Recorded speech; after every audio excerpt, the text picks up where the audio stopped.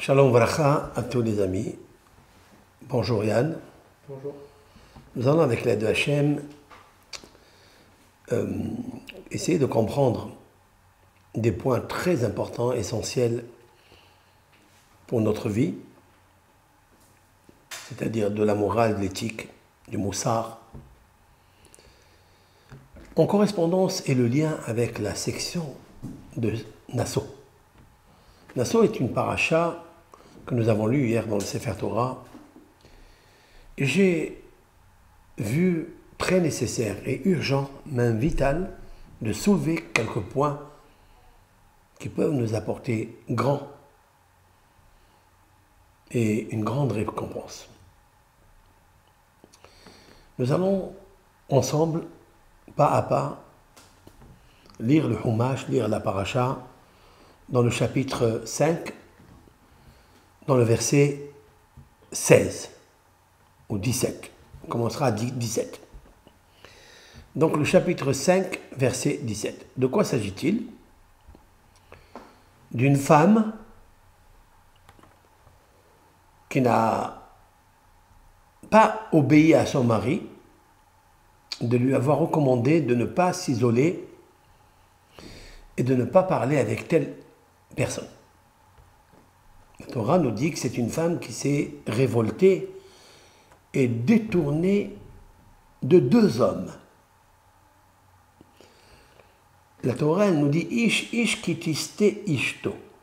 Un homme que sa femme s'est détournée. Puis elle a parlé avec cette personne que son mari l'a averti de ne pas le faire.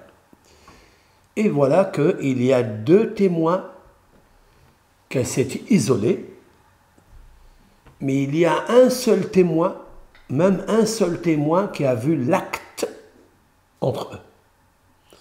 Entre la femme adultère ou adultérienne et l'homme adultère.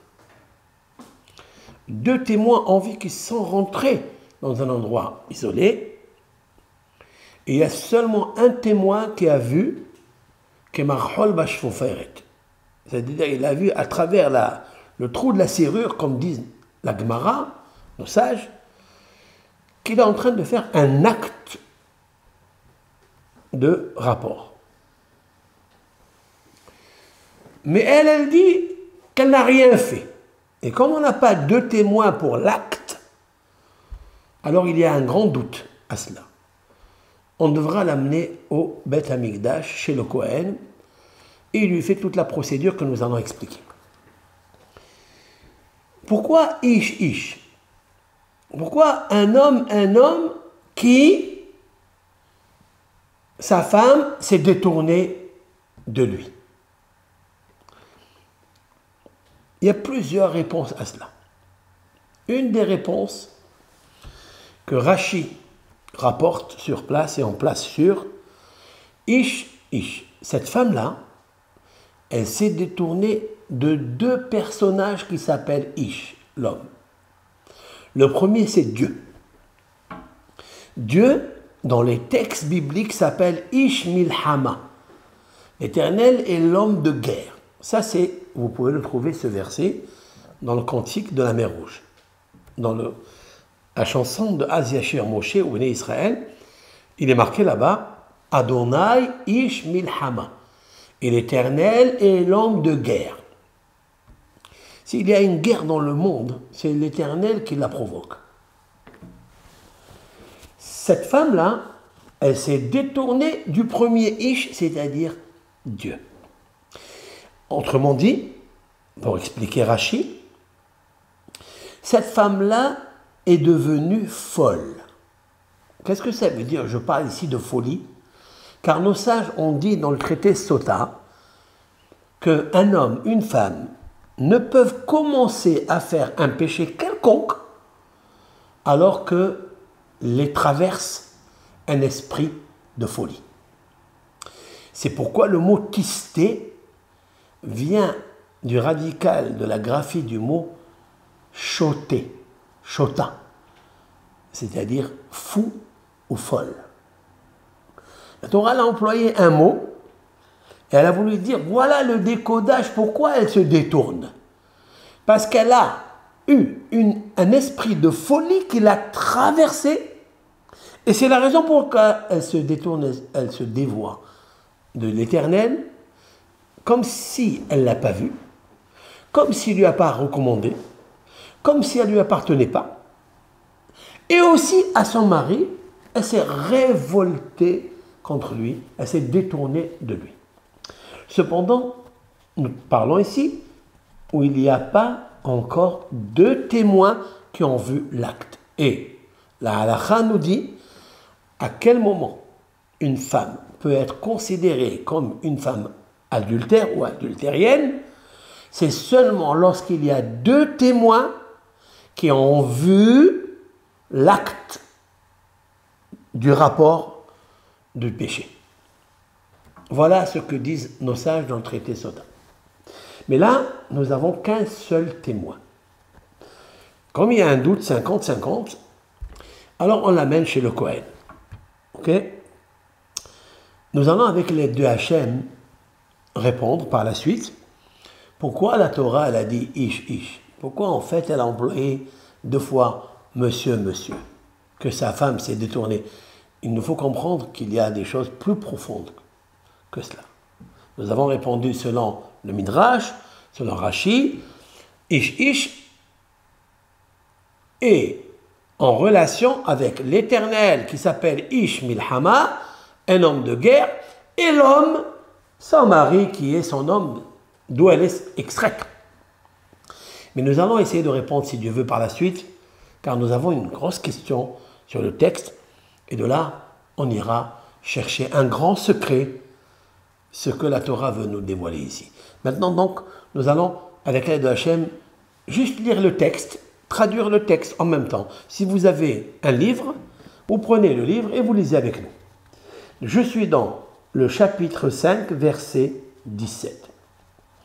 Velaka HaKohen, alors le prêtre prendra Maïm Kedoshim Bikli Haares.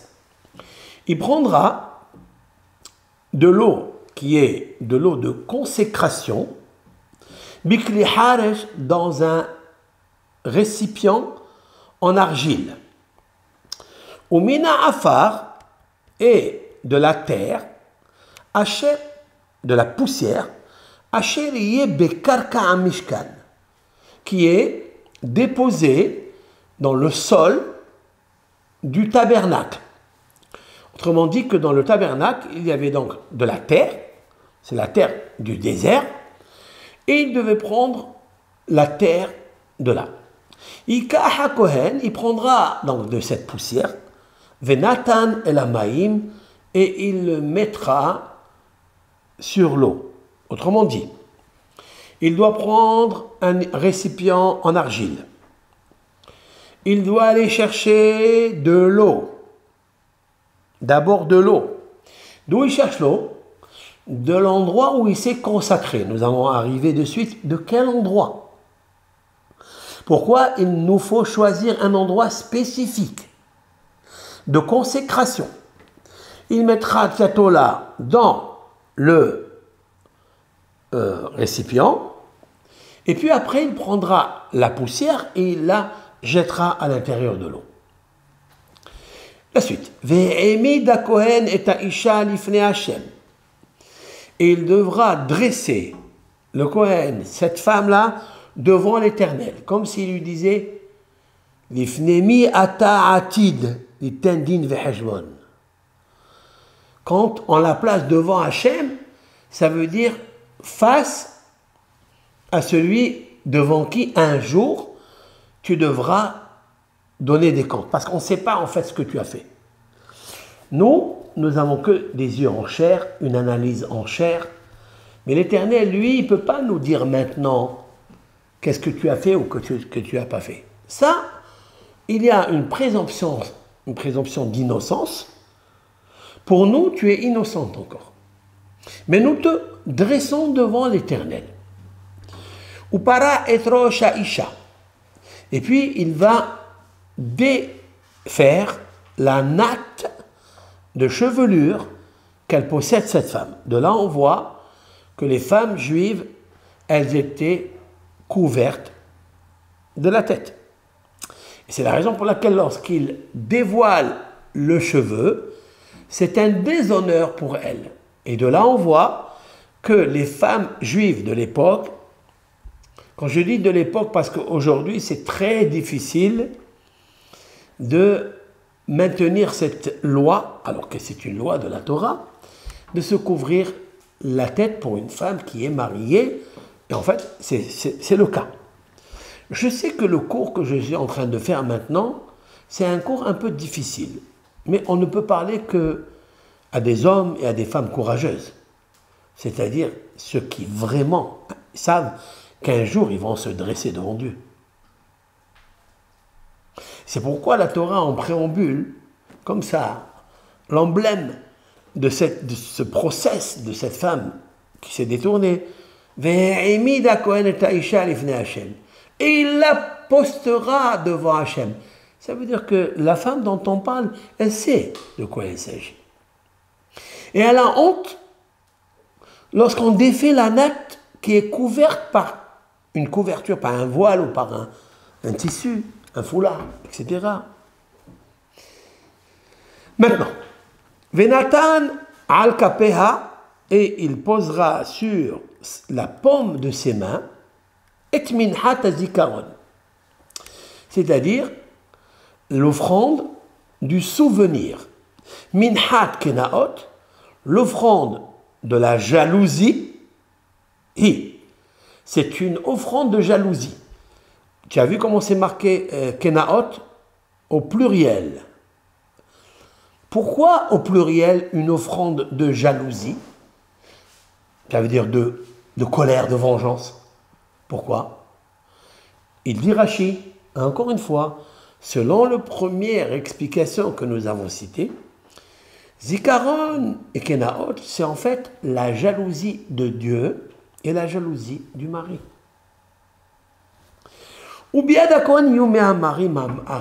Et dans la main du prêtre, il prenait dans ses mains, mais l'eau amarim, les eaux amères, amearerim, c'est quoi amearerim?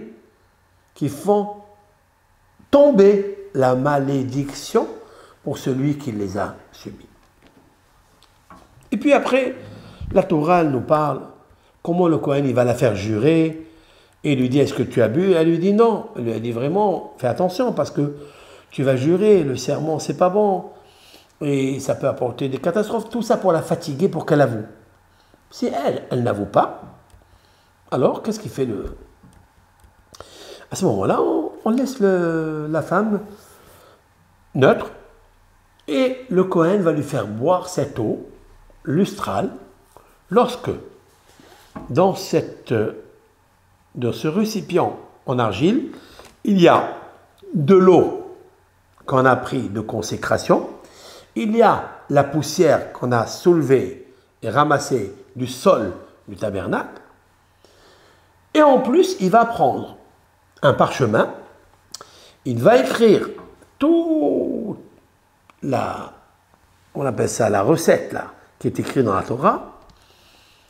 Il y a le nom de Dieu, et cette écriture qui est écrite en encre, elle va plonger dans l'eau, elle va se mélanger avec l'eau lustrale plus la terre, et le nom de Dieu va s'effacer. Et nos sages disent quelque chose d'exceptionnel. Lorsqu'il y a un doute, n'accuse jamais la personne. Il a une présomption d'innocence, on attend. Et la preuve, même l'Éternel a dit de prendre son nom, Yud Kevavke, et de l'effacer dans cette eau, et la femme, elle va boire, et on va voir ce qu'elle va faire. Si elle a fauté, à ce moment-là, son ventre enfle, ses jambes tombent. Si elle n'a pas fauté, au contraire, cette femme-là, si elle n'avait pas, elle était stérile, n'arrivait pas à avoir d'enfants avant, alors à ce moment-là, elle va avoir des enfants par ce mérite. Si elle avait des enfants avec la douleur, elle aura des enfants sans douleur. Si elle avait des enfants noirs, elle aura des enfants blancs, etc., etc. Et sur chaque chose, on peut rester des heures et des heures à discuter de chaque point. Maintenant, il y a une grosse question. Cette femme-là, même si on dit que, en fait, elle n'a pas fait le péché, et elle est innocente, oui, pourquoi la gratifier? Pourquoi la récompenser que si elle était stérile, on lui donne des enfants? Et si elle n'avait pas des enfants blancs, on lui donne des enfants blancs. Si elle accouchait avec souffrance, elle accouchera avec largesse, oui. Mais cette femme-là, pourquoi elle mérite une chose pareille? A priori, cette femme-là, elle est partie s'isoler avec une personne que son mari lui a dit « Je ne veux pas que tu causes avec lui. » Oui. Donc, elle a fait ce qu'on appelle yihoud. Yihoud, c'est l'isolement avec un homme dont tu es interdit. Il y a 2 témoins qui l'ont vu s'isoler. Donc cette femme, elle a fait un péché. Oui. Même si elle n'a pas fait, elle a fait un péché de s'isoler. Même si elle n'a pas fait le péché de l'acte. Comment elle est récompensée d'avoir des enfants si elle est stérile, d'avoir, etc. Comment? Le Ben Ezra nous dit, ce maître-là, qui est contemporain de Maïmouni, Rabbi Avraham Ben Ezra, qui est un grand commentateur de la Bible, un des premiers commentateurs de la Bible, il dit, c'est vrai qu'elle a fait un péché. Mais par la honte et l'humiliation que cette femme va subir lorsqu'on va dévoiler et défaire la natte de sa chevelure, lorsqu'on va lui dire ceci, on va la traîner, on va lui faire le balancement, le contrebalancement. Cette femme, elle souffre, elle dit, je n'ai rien fait. Et nous, on ne l'écoute pas, jusqu'à finir la procédure que la Torah propose. Oui? Ben, cette femme-là, elle subit quand même une humiliation. Il dit, le Ben Ezra, Akadosh, Baruchou, il bénit toute personne qui subit l'humiliation, même si le départ de l'humiliation a été causé par une faute grave de la Torah, quand même, ça c'est une chose, et l'humiliation c'en est une autre, et on lui donne des enfants. Tu veux dire quelque chose? Très bien. Voilà ce que dit le Ben Ezra. Maintenant, nous allons revenir à toute la procédure.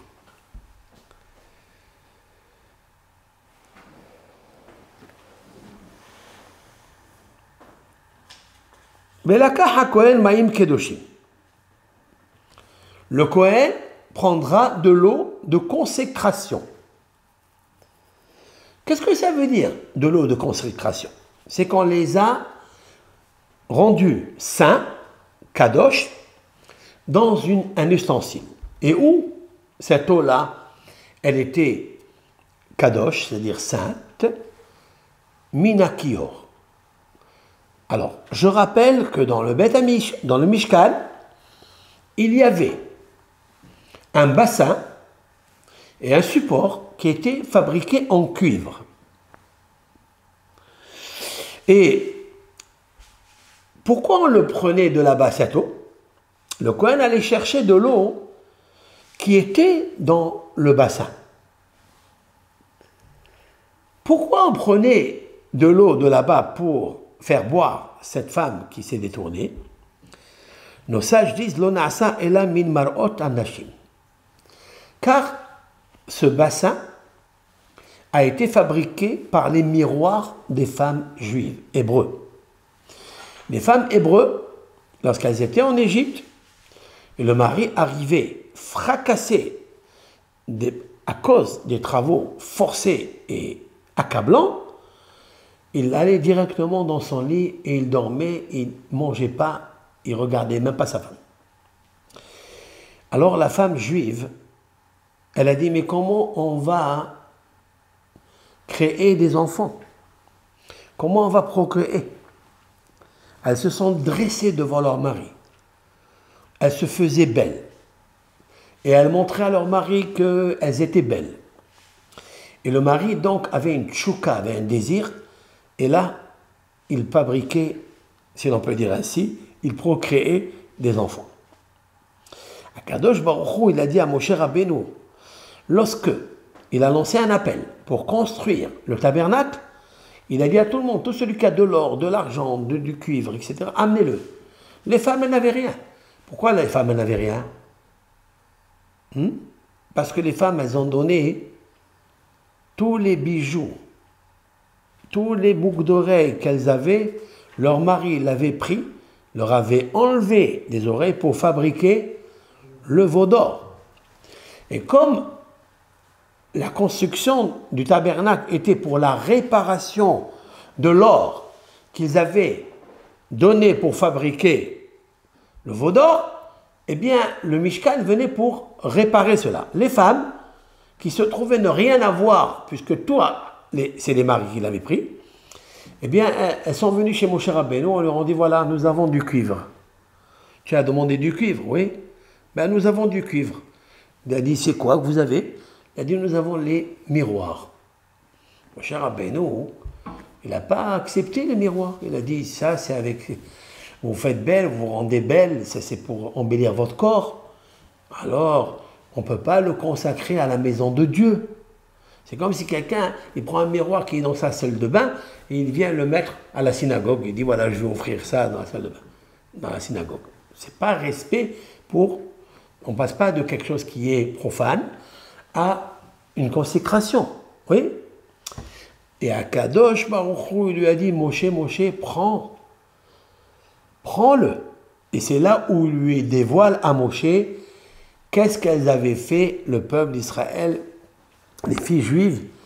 Mar'ot, on les appelle Mar'ot Hatzovot.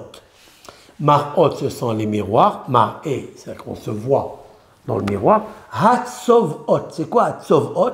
Tsevaot. C'est quoi Tsevaot? Armée. Grâce à ces miroirs qu'il y a eu des armées des Hébreux qui sont sortis d'Égypte. Et donc, cette femme-là, elle avait une très bonne intention de donner ça au Beth Amikdash. Et ce qu'il faut ajouter ici, qu'en fait, toute la structure du Mishkan, du tabernacle, tous les ustensiles correspondent aux étoiles du ciel. Je veux parler des étoiles physiques et je veux parler aussi des étoiles métaphysiques. Car les étoiles physiques et les planètes, le cosmos interplanétaire, il y a un luminaire qui le fait briller au-delà du firmament céleste. Ce sont des lumières infinies qu'on ne peut pas décrire. De là jaillit la lumière et cette lumière pénètre les planètes comme un ustensile. Il y a des étoiles en cuivre, couleur Hum, ça veut dire rouge, couleur cuivre, couleur or, couleur argent, couleur pourpre écarlate. Et en fait, le cuivre qui est en bas, ou l'or qui est en bas, ou le matériel, sa brillance, sa couleur, sa matière est allaitée, elle est nourrie par des lumières exceptionnelles qui s'appellent Tsevaot. C'est un des noms de Dieu qui s'appelle Tsevakot. Dieu, il a 10 prénoms sacrés, un parmi eux s'appelle Tsevakot. Tsavot. Tsevaot dans la dichotomie Tsavot. Ot, c'est un signe, c'est un miracle, c'est une distinction. Donc il lui dit, ces miroirs sont distingués, ils sont spécifiques, ils ont une spécificité unique, parce qu'elles ressemblent, ces miroirs ressemblent à Tsevaot, c'est-à-dire à une armée céleste. J'embellis encore un tout petit peu, vous savez très bien que l'Éternel a compté le peuple d'Israël. Il les a comptés quand ils sont sortis d'Égypte. Il les a comptés pour savoir combien il restait quand ils ont commis le veau d'or. Et nos sages de demander, mais pourquoi il les compte à chaque fois? Il dit parce qu'il les compte pour savoir combien d'étoiles il reste dans le ciel. Car les 12 tribus qui ont donné des progénitures, sont comparés aux étoiles du ciel. Donc toute l'armée qui sont créées par les 12 tribus, Amotsi bemispar Tsevaot de Kulam Shemot Ikra. C'est un psaume. L'Éternel noten mispar la kochavim le Kulam Shemot Ikra. Dieu, il a un compte spécifique, détaillé des étoiles, et à chaque étoile, il donne un nom, c'est-à-dire une mission. Ainsi, de la même façon que Dieu, il compte les étoiles tous les jours, combien ils sont, combien ils restent, parce qu'il y a des étoiles qui disparaissent, leur lumière disparaît. Alors, il compte aussi les bénis Israël, combien ils restent. Tout ça, ça m'indique quoi? Que le peuple en bas, hébreu, ressemble à des étoiles en haut. Donc, ça s'appelle Marot Atzovot. Très bien. Maintenant, le Kohen va prendre cette eau qui a été consacrée dans le bassin fabriqué par le cuivre que Betzalel, celui qui a construit le Mishkan, va faire fondre. Mais c'était un miroir des femmes. Mais puisqu'il a créé les Tsevaot, les armées, alors Dieu il a dit à Moshe, il ne faut pas t'alarmer. Car ceux-là ont amené des armées pour le peuple d'Israël. Et moi, l'Éternel, si l'on peut dire ainsi, j'ai besoin d'un compte pour descendre chez vous. S'il n'y avait pas ces femmes, c'est très important, c'est très philosophique, très subtil. Ça veut dire que sans ces femmes-là, jamais je ne serais descendu pour étaler ma présence, lumière, bonheur sur vous. Pourquoi? Car la Shekhinah, la présence divine, ne se manifeste que s'il y a 600 000 personnes. S'il y a moins de 600 000 personnes, la Shekhinah ne descend pas. Donc c'est grâce à qui qu'il y a eu 600 000 fantassins hébreux? Grâce à qui il y a eu les Tsevaot? Grâce aux femmes. Il lui a dit, tu ne peux pas leur refuser une chose pareille. Certes? Alors maintenant,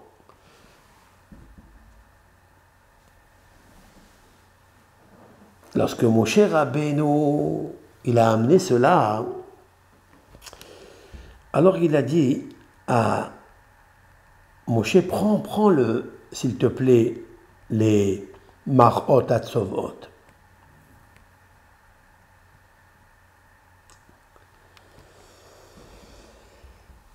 Akadosh Baruch Hu, il a dit à Moshe, regarde, cette femme-là, qui a dévoyé, qui s'est détournée, elle a grandi parmi qui? Lorsqu'elle a grandi, elle est née, cette femme. Elle a grandi parmi les Hébreux. Oui. Elle a grandi parmi le peuple d'Israël. Et qu'est-ce qu'elle a fait? Et elle a été soupçonnée. Tandis que les femmes qui ont pratiqué le devoir conjugal avec leur mari, grâce à ces miroirs, elles étaient parmi les Égyptiens. Et elles n'ont pas fauté avec eux. Alors, vient cette eau lustrale qui est consacrée dans le kior, c'est-à-dire dans le bassin, fait en cuivre, et vient faire boire cette femme qui a détourné, qui ne ressemble pas à la pudeur des femmes hébreux. C'est pourquoi on prend de l'eau de là-bas. Et on lui dit à la femme, tu as vu, regarde, tu es sorti un petit peu de l'ordinaire. Tu as fait quelque chose qui n'est pas clean. Les femmes qui t'ont précédé, en fait, n'ont pas agi de cette manière. Les femmes hébreux n'ont pas agi de cette façon. Et c'est extraordinaire. Pourquoi tu as fait une chose pareille? Ça, c'est concernant l'eau. Après, il est marqué, il prendra du afar. Oui. Mais le afar, pourquoi on prend le afar, c'est-à-dire la terre, la poussière qui était dans le sang du Mishkan? Pourquoi?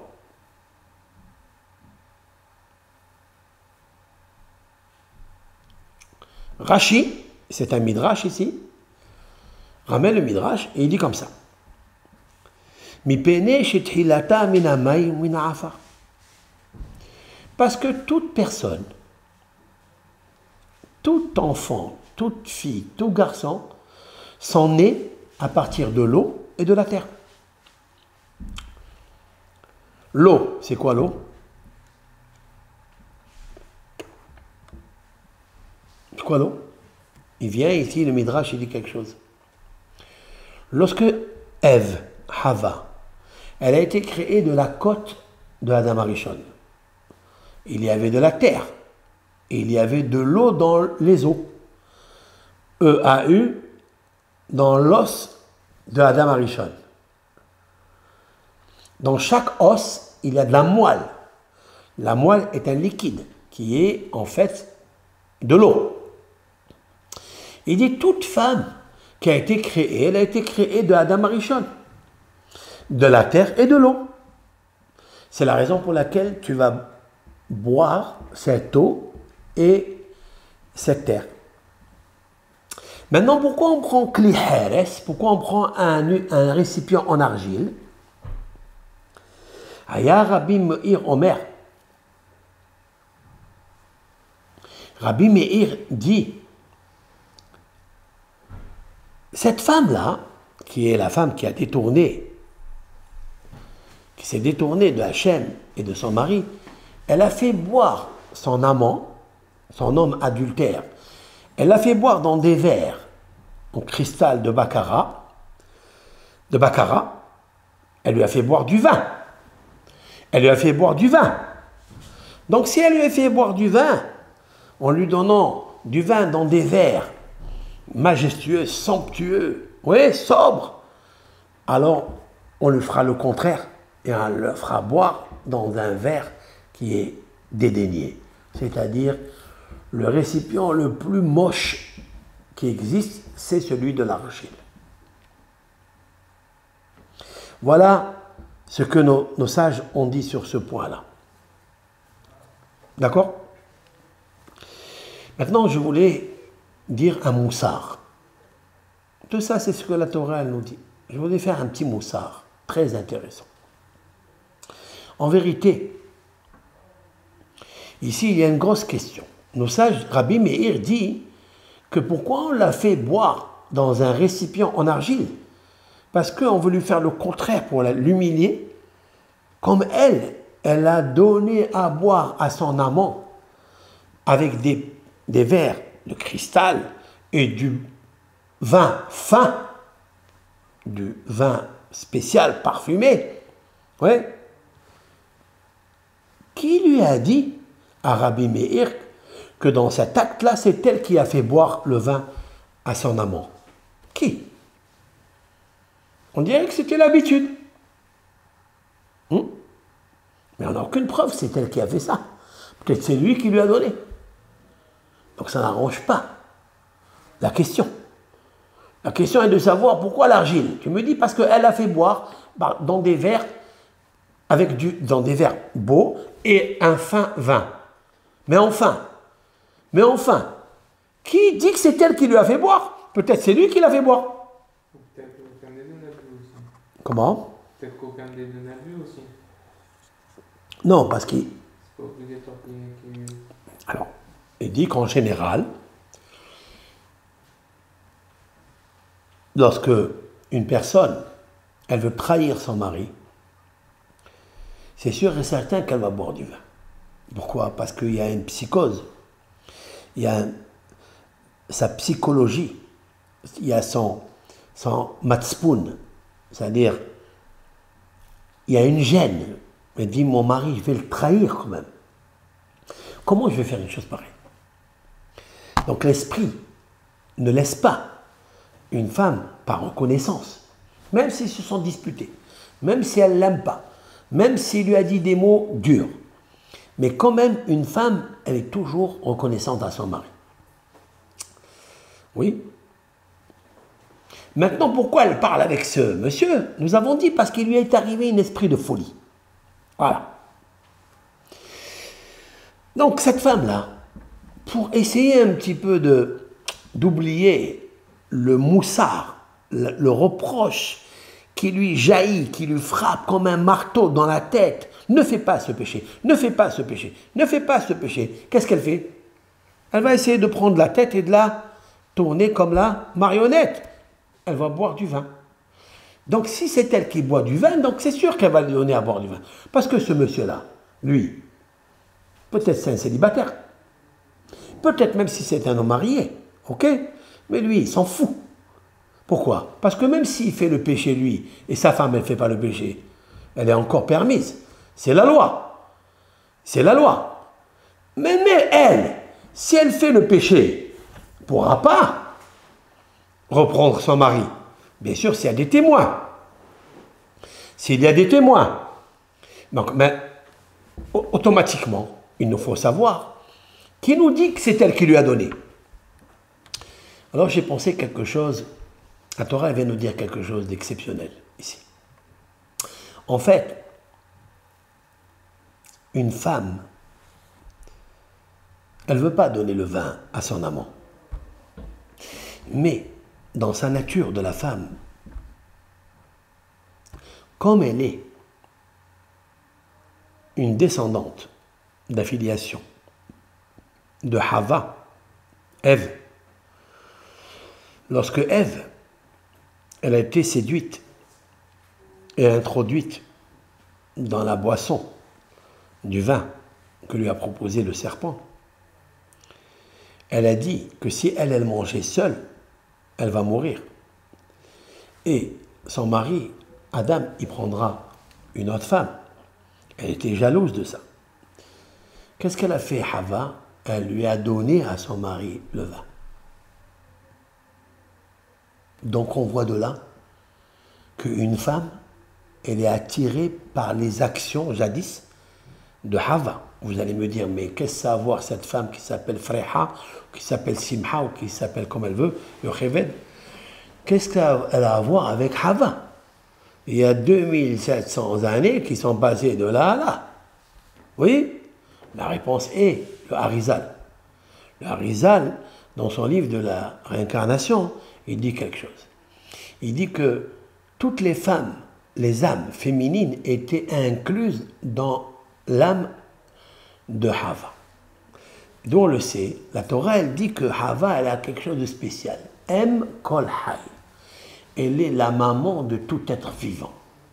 Ça veut dire que les femmes, toutes les neshamot, étaient incluses dans l'âme de Hava. Donc, je déduis de là que si elle a fait Hava un acte de donner à son mari le vin, et d'où je sais qu'elle lui a donné à son mari, c'est marqué explicitement dans la Torah. Vatiten gam le ba'ala ima vayochal. Elle a donné à son mari avec elle et il a bu, ou il a mangé. Donc on voit que dans le cas du péché originel, elle lui a donné. Donc quand on veut faire une avéra, la femme, elle donne le vin à ce mari là pour qu'il soit ou momentanément son boel, c'est-à-dire son amant, pour faire la avéra. C'est vrai? Maintenant je comprends quelque chose de terrible. Je comprends pourquoi on va chercher l'eau lustrale. Et cette eau-là, on le prend du Kior Nehoshet, c'est-à-dire du bassin fabriqué avec le miroir des femmes. Le miroir qui était en cuivre. Pourquoi? J'ai toujours dit que Nehoshet, c'est Nahash. C'est-à-dire qu'il nous faut rappeler que si cette femme-là, elle a donné à son mari, enfin à son amant, le vin, il faut lui faire boire maintenant de l'eau de cet ustensile, de ce récipient qui est en fait le nehoshet, le cuivre. On n'a pas cessé de parler de ce cuivre-là. Donc comme il y a le nahash ici, ça tombe très très bien parce qu'en fait en Égypte, vous savez comment ça s'appelle l'Égypte, le pharaon, comment il s'appelle, quel est le symbole du pharaon? C'est le nahash, c'est le serpent. D'ailleurs, la première démonstration que Dieu va dire à Moshe de faire, c'est de transformer le bâton en serpent, en nahash. Et c'est la raison pour laquelle les femmes juives, et ça c'est profond, elles ont dit, le pharaon il veut tuer nos bébés. C'est le pharaon, c'est le serpent, il veut tuer nos bébés comme il a tué jadis Adam, Arishon et Hava. Eh bien nous on va faire le contraire. On va prendre le cuivre qui s'appelle Nehoshet et on va fabriquer des enfants. Mais cette femme-là qui a détourné de Dieu, qui s'est détournée de l'homme, de son mari, elle a fait le contraire. Elle a continué les mêmes actions, les mêmes mœurs que le serpent avait conduit Hava et Adam. Oui? Eh bien, on va lui faire boire on va lui montrer à cette femme une morale. On va lui dire, écoute, regarde, qu'est-ce qu'elle a fait, la femme de Réhouven, la femme de Shimon, la femme des 12 tribus qui ont été créées grâce à ces femmes hébreux. Regarde ce que toi tu as fait, regarde ce que eux, elles ont fait. Ça veut dire, tu apprends la pudeur de ces femmes-là. Avec ça, je réponds, pourquoi le Afar? Pourquoi on prend le Afar? Ben, le Afar, c'est le serpent. Le Afar qui est Afarata. Le Afar, Dieu il a dit au serpent, tu mangeras du sable toute ta vie.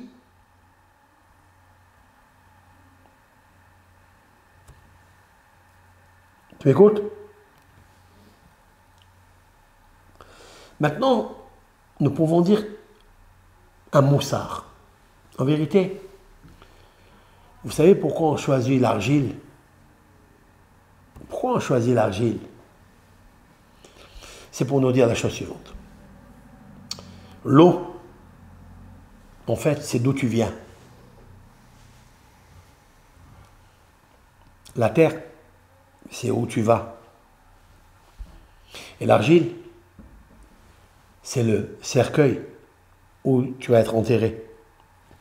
Et l'écriture du parchemin, où on écrit tout le process, cette écriture-là, c'est quoi? C'est devant qui vas-tu rendre des comptes? Ainsi, j'ai trouvé dans le Talmud de Jérusalem que ces 3 éléments, c'est-à-dire l'eau, c'est d'où tu viens. Tu viens d'une goutte séminale qui est de l'eau. Où tu vas? À la terre. Et pourquoi on écrit? Parce que toutes tes actions sont écrites devant Dieu. Maintenant, on peut aller encore un peu plus profond. En fait, pourquoi on prend l'eau et pourquoi on prend la terre? C'est pour dire à cette femme-là, tu sais pourquoi tu es arrivé à ça? Pourquoi? Tu n'es pas modeste, tu es humble comme l'eau. Si tu étais humble comme l'eau, si tu savais où tu allais retourner, tu n'aurais jamais fauté. Combien ça prend de plaisir? Combien de temps ça te prend pour faire un plaisir avec un homme, avec un amant, avec un boel? Combien de temps ça te prend? Et en fait, cette histoire de la sota, de la femme détournée, on ne va pas parler d'une femme spécifique. C'est ce monde-là,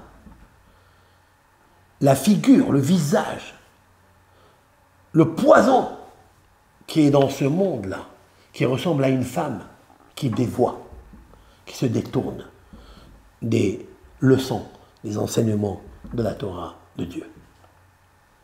Pourquoi on faute? Parce qu'on n'est pas humble. Un homme, il est orgueilleux, une femme, elle est orgueilleuse. Elle n'aime pas son mari. Elle va aller fauter. Je ne l'aime pas. Je vais vous dire une histoire. Je vais vous raconter une histoire qui m'a fait verser des larmes. Je vais vous la raconter de suite. Un jour, une personne est venue me voir. Cette personne-là cherchait un tikkun, cherchait une réparation. Moussa, vraiment, il cherchait qu'on lui donne une réparation à ses fautes. Car ses fautes, ses péchés avaient empêché de trouver l'âme sœur qu'il désirait. Une personne, normalement, quand elle descend dans ce monde, Dieu l'a envoyée pour se marier avec elle. Mais dans le parcours, dans le chemin, elle bifurque. Parce qu'il y a dans le couloir de ce monde beaucoup de tentations avant d'arriver au palais. Et cet homme-là s'est amouraché d'une femme quand elle était jeune. Cette femme s'est mariée. Mais elle avait toujours ici le premier homme qu'elle a aimé dans sa vie. Le premier jeune garçon. Cet homme-là, pendant qu'il parlait avec moi, il m'a dit, alors qu'est-ce que je dois faire, Rav? Et puis, j'ai vu qu'il a reçu un SMS. Pendant notre discussion, j'ai vu qu'il a reçu un appel, un SMS. Mais je ne savais pas de quoi s'agit-il. Alors je lui ai dit, écoute-moi, nous avions le livre de Shemot, c'est-à-dire nous étions dans le livre de l'Exode. C'est ça qu'on lisait dans la paracha de la semaine, le Shabbat, etc. Je lui ai dit, ferme le livre. Maintenant, écoute, tu vas demander à Dieu de t'aider et de me montrer quelle est la faute que vraiment maintenant tu as envie de faire. Je lui dis, si Dieu nous aide dans ça, tu feras tes chouvas. Mais si Dieu ne nous aide pas à nous montrer quelle est la faute que tu as envie, parce que moi, je n'ai pas cherché. Vous savez très bien, quand une personne vient voir un rave, il ne doit jamais aller scruter et détailler, décortiquer ce qu'il a fait, ce qu'il n'a pas fait. Ça, c'est vraiment interdit. Surtout les péchés qui concernent l'homme et Dieu, il est effronté de le dire à quelqu'un. Il ne faut jamais dévoiler cela. Ça veut dire au moment où vous le dites, vous êtes en train de faire un blasphème, une honte à Hachem. C'est un non-respect de dire, moi, j'ai fait ça à mon père, moi, j'ai fait ça à Dieu. Tu es un effronté. En hébreu, hatsouf. Il est interdit de raconter ces péchés. Vous pouvez raconter en public les péchés que vous avez fait vis-à-vis de votre camarade qui ne veut pas vous pardonner. Vous pouvez dire, j'ai fait telle et telle chose à mon camarade. S'il entend que tu t'es brisé ton orgueil et que tu lui as donné raison, il va s'apaiser, il va te pardonner. Dit Maïmonide. Mais l'Éternel, les fautes que tu as fait vers lui, tu ne peux pas dire devant tout le monde, vous savez, je prenais la voiture Shabbat, assourd. Il est déconseillé qu'une fille qui rencontre un garçon, et des fois c'est le contraire, l'un et l'autre, ils disent, alors tu étais avec tel, alors qu'est-ce que vous avez fait, qu'est-ce que vous n'avez pas fait? Il n'a pas le droit de dire. Elle n'a pas le droit de dévoiler. C'est clair, ça. Combien de couples, ils se sont divisés après, parce qu'ils se rappellent qu'elle lui a raconté ça. Donc dans sa tête, psychologiquement, il dit, ah, peut-être elle l'aime encore. Voilà, Bora qui sort de là, c'est la folie. C'est pour ça que Hachem il a dit, si tu es effronté, après tu vas être affronté à des choses graves. Donc nous étions dans le livre de Shemot, et je lui ai dit, allez, je lui ai cité une phrase, ça dit ça, Ba'ala Rahamim, c'est-à-dire l'Éternel, Ribono Shel Olam, le maître du monde, de tous les mondes, tu es la source de la miséricorde. Indique-moi dans la Torah quel est mon péché pour lequel je suis venu dans ce monde et quelle est la réparation. Sincèrement, je vous dis, la personne, elle a fait la prière vraiment presque avec des larmes. Et puis elle a ouvert le livre et elle a posté son doigt là où il est allé. Où il est parti son doigt? Incroyable. Dans les 10 commandements et dans le 7e commandement. Et le 7e commandement, c'est lequel? Le 7e commandement, c'est lo tinaf. Ne commets pas l'adultère. Et là, il s'est effondré. Ce monsieur s'est effondré. Il s'est effondré. Il s'est mis à pleurer. Il m'a dit, Rav, je ne peux pas vous dire, je ne peux pas vous raconter. Je lui ai dit, ne me raconte pas. Non, on ne raconte rien. Et puis, il me montre un SMS de lui-même. Je ne lui ai pas demandé. Il me montre un SMS. Et il me montre, grave, et là, j'ai versé des larmes. Vraiment, j'ai pleuré. Je vais vous dire pourquoi. Qu'est-ce qu'il me montre? Il y a une fille qu'il connaissait avant, qui est mariée, qui a des enfants. Mais aujourd'hui, elle est en bis-bis avec son mari. Elle n'a pas reçu encore l'acte de divorce. Vous savez, c'est une mitzvah de se marier. Comme il est une mitzvah de se marier quand on s'aime, il est une mitzvah de divorcer quand on ne s'aime pas, qu'il y a la guerre et que ça fait de... Si on ne peut pas faire le shalom bayit, bien sûr. Parce qu'il faut toujours essayer de les remettre ensemble. Malgré tous les problèmes. Et cette fille, elle lui dit, je t'attends à tel endroit, il faut que tu viennes me rejoindre.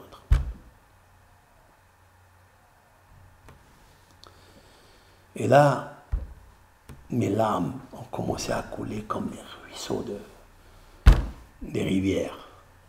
Je dis, c'est pas possible. Comment est-ce possible ça? C'est pas une fille qui est dévoyée, une fille qui est... Pas du tout, c'est une fille qui est bien. Elle peut même être couverte des cheveux, les cheveux sont couverts. Et après, le Satan, lorsque le crocodile, il rentre à l'intérieur, devient folle. Qui stage toi? Et cet homme-là, il m'avoue, il m'a dit, Rav, mais comment Hachem, il m'envoie le doigt? Combien de mots il y a dans le livre de Shemot? Shemot, c'est un livre comme ça, gros. Oui, le livre de l'Exode, il est gros. Comment elle tombe dans le commandement 7, Lotin Af, ne commet pas d'adultère? Comment mon doigt, il tombe là-bas? C'est pas le doigt de Dieu, ça? C'est sûr que c'est le doigt de Dieu.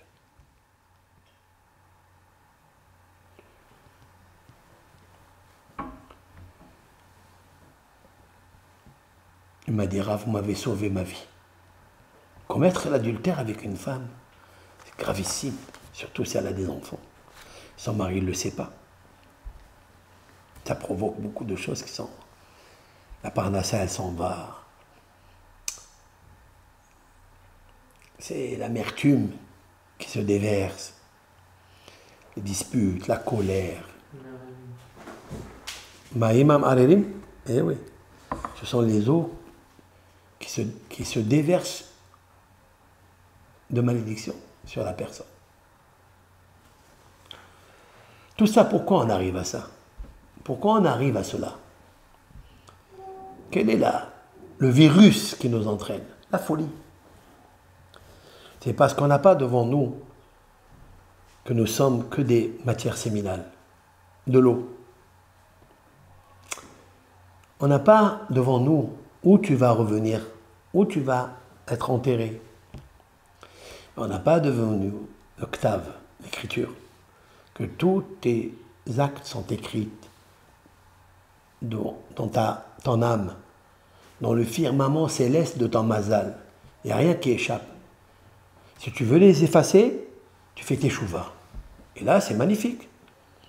Là, c'est la beauté, c'est la splendeur. Dieu t'a dit, moi je les efface. Si toi tu effaces de ton cœur le virus de prendre la femme de ton prochain, d'être séduit de la femme de ton prochain. Réfléchis qu'un jour tu vas être kliheres, tu vas être un, comment on appelle ça, un ustensile en argile. Vous savez qu'un ustensile en argile, lorsqu'il absorbe des aliments interdits, qu'est-ce qu'on fait avec cette... on peut lui faire la cachérisation? Non. On ne peut pas le cachériser. On le casse, on le brise. Je termine avec ce que dit le Rav Steinman. Le Rav Steinman, de mémoire bénie, dans son livre Ayelet HaShahar, la biche du matin, il écrit que Rabbeinu Behaye, c'est un des grands commentateurs de la Torah, il dit que c'est un grand remèze, une grande allusion. Pourquoi elle boit dans le verre en ustensile en argile? Pourquoi? Et il dit, si elle a fait cette faute, elle ne va pas ressusciter à Tchiyat HaMetim. Elle n'aura pas la résurrection à Tchiyat HaMetim. Pourquoi? Elle sera comme un ustensile en argile qui est absorbé, qui est cassé. Et s'il est cassé, il ne peut pas se refaire, on ne peut pas le remonter, le reconstruire. Donc il ne va pas ressusciter. Comme ça, elle dit Rabbi Behaye. Mais Rav Steinman, c'est là que j'attire l'attention de tous ceux qui nous écoutent. Rav Steinman n'est pas d'accord. Il a amené ce que disent les rabbins de France, de province. Et si, il ne dit pas du tout. Il dit que si elle a fait tchouva, ou bien si elle a eu des souffrances dans sa vie, elle aura, si elle a fait tchouva, on lui pardonne tout, elle aura la résurrection. Si elle n'a pas fait tchouva, mais elle a eu des souffrances, elle va subir ce qu'on appelle le process de tikkun, mais après, Dieu, il va la ressusciter. Mais on voit de là que la résurrection des morts, elle l'aura. C'est pour ça qu'on voit de là que c'est extraordinaire, cette paracha. Nous, on croit que la paracha, on vient raconter ce qui s'est passé dans le désert, ce qui s'est passé ici. Pas du tout. Elle est d'actualité. Alors pourquoi tout ce moussard? Pourquoi toute cette éthique? Parce qu'il nous faut être craignant Dieu. À quoi ça sert? Et comment est-ce possible de se laisser entraîner dans le flou de cette femme qui a tourmenté sa tête par la folie? La femme en général, je parle de cette femme, de la femme de la génération, je parle. Comment est-ce possible de laisser comme ça une femme être ivre et ne pas faire teshuva si elle a commis un grave péché de la sorte? Elle peut faire teshuva. Comment elle va arriver devant Dieu un jour? Parce que tu sois un tzaddik comme Rabbi Akiva ou comme Rabbi Shimon Bar Yochai ou comme Moshe Rabbeinu, ou que tu sois un rachat comme Yerovam ben Nevat et tous les rechaim du monde, les idolâtres, tout le monde un jour va être enseveli dans la terre. Tous! Ça, il faut se le mettre à l'évidence. C'est un moussard, c'est un moral qu'il faut bien marteler à l'intérieur de soi. Et qu'un jour, tu vas rendre des comptes devant Hachem. Alors, par pitié pour ton âme, parce que le corps n'est qu'un décor, il restera ici. Il va se détériorer comme un habit qui s'use. L'habit s'appelle Monsieur Usant, il s'use. Mais l'âme, elle ne peut pas s'user. Donc il ne faut pas s'amuser. Il faut qu'elle brille devant l'Éternel, qu'elle n'ait pas honte. Si déjà pour lui enlever pour défaire la natte, la tresse qu'elle avait sur sa chevelure, elle avait une humiliation. Ça, c'est la tresse. Qu'est-ce qui va se passer là-bas, dans le Alam Abba, devant les malachim, devant les anges, devant tous les tzaddikim qu'elle a connus, devant ses parents? Comment elle va être? Arouma, nue, et elle va avoir la honte. Avec une tache comme ça dans son âme et dans son cœur et dans son corps, dans les endroits où elle a fauté. Comment est-ce possible? C'est pour ça que tous les Bénot Israël, les Bat Israël, qui savent que la Teshuvah c'est grandiose, même si, Hasve Shalom, il y a eu un cas comme ça, il n'y a pas encore des témoins, etc., mais la Teshuvah est nécessaire. La Teshuvah elle est nécessaire. Pour l'amour du ciel, pour l'amour pour son âme. Il ne faut pas qu'elle soit cruelle, je parle de la personne, hein.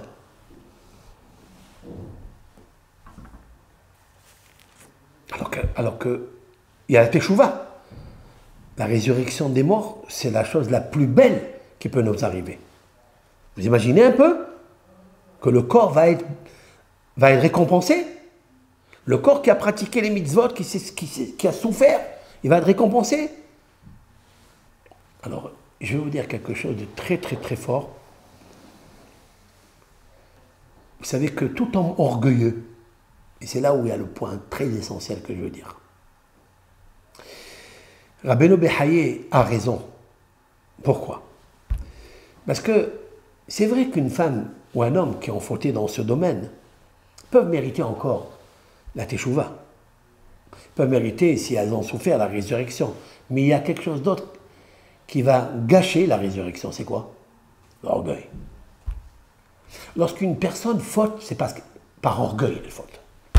Parce qu'elle se dit, tu ne m'as pas donné ça, tu vas voir ce que je vais te faire. Je vais aller moi avec quelqu'un d'autre et je vais t'humilier un peu. Ça c'est l'orgueil, ça. Parce qu'une femme, elle doit être humble. Elle doit être soumise. Soumise dans le sens Hachem. Elle doit être fidèle. Elle a la capacité de l'être. Alors, d'où je sais que l'orgueil entraîne la non-résurrection, d'où c'est? Nos sages l'ont dit, Mefourash. Nos sages, dans le traité Sota, dans ce traité, page 3a, nos sages disent comme ça. Kolmi, toute personne, homme, femme, Shieshbo Gasotarwa, qui a l'orgueil à l'intérieur de lui, En Afaron Ninar. Sa poussière à la résurrection des morts ne va pas bouger. Elle va rester comme l'argile qui se brise. Et Rabbi Haim Vital, quand je parle de lui, je tremble. L'ange, l'élève intime du Harizal, il a écrit dans son livre Da'at Akdusha, il a expliqué que vraiment, parce que l'orgueil, c'est pas un idolâtre, c'est l'idole elle-même. Et Dieu ne supporte pas les idoles. C'est pourquoi cette femme-là, en fait, quand elle est partie avec cet homme-là, parce qu'elle pense qu'elle est une idole. Et d'ailleurs, il lui dit, l'amant, qu'est-ce qu'il lui dit, l'amant? Comme un aimant, pour l'attirer comme un aimant, tu es mon idole. Voilà, c'est mon idole. J'ai le privilège de t'avoir dans mes bras. Tu es mon... Elle se mousse de ça. C'est la mousse à champagne. Elle devient sa compagne. Et ils vont dans la campagne pour faire ce qu'il y a à faire. Et ça, Dieu il a dit, attention. Ce n'est pas le fait de commettre l'acte. Non, c'est l'orgueil qui t'amène à ça. Alors, combien on doit travailler ça? Cette carence-là. On fait tchouva sur ça. On doit travailler des semaines et des semaines à être humble. Et à être comme l'eau qui est humble. Comme la terre, où tu vas retourner, que là-bas tu es humble. Tu peux être le plus grand milliardaire de la terre, le plus beau gosse de la terre, ouais, le plus playboy de la terre. Mais là-bas, ça ne te plaît pas. Là-bas, tu sais très bien que là-bas, fourmis et vermines, ils vont te bouffer. Et ça, quand un homme il a cette Hachamaïm, alors il fait tchouva. À nous de faire tchouva. Nous pouvons faire tchouva. Et si on fait tchouva, quelle est la paracha qui vient après? Quelle est la paracha que nous allons lire après cette section? Be'alotra et anerot. Quand tu feras monter tes bougies, même si ce sont éteintes un jour, tes bougies, par le Yitzhara, elles se sont éteintes. Tu les as éteintes par le péché, eh bien tu peux les faire raviver par la Torah, par le Moussar, par la Teshuvah. Espérons que l'Éternel va accomplir ce qu'il a dit dans le Deutéronome, et Maïmonide l'a dit dans les lois relatives à la Teshuvah, qu'à la fin des temps, le peuple d'Israël fera Teshuvah et il sera récompensé. Et Dieu va faire jaillir de cette obscurité la grande lumière du roi Mashiach et le dévoilement de la lumière infinie de Dieu. Bracha ve'atzlaha.